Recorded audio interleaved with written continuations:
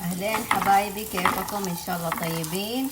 اليوم هعمل شوربة بالعدس والبطاطس والأشياء حلوة سهلة وبسيطة. تابعوني.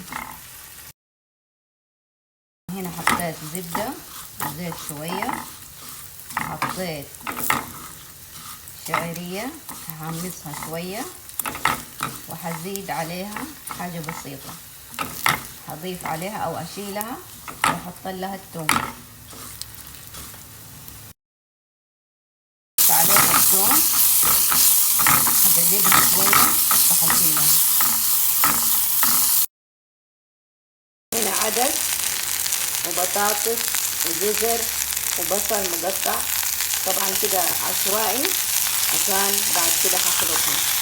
هضيف عليها المويه الحاره وأغطيها لمدة 10 دقايق.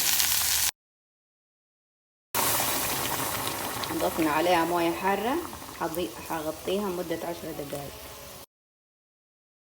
أغطيها لمدة 10 دقايق. هذه الشوربة من الشورب الحلوة والسهلة، وبالذات في الشتاء، وبالهنا والعافية.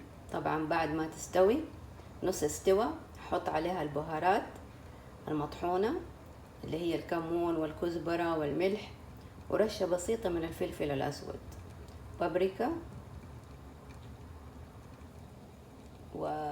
والماجي اللي نحن عملناه قبل كده. بعد كده حضيف عليها الإضافة الأخيرة.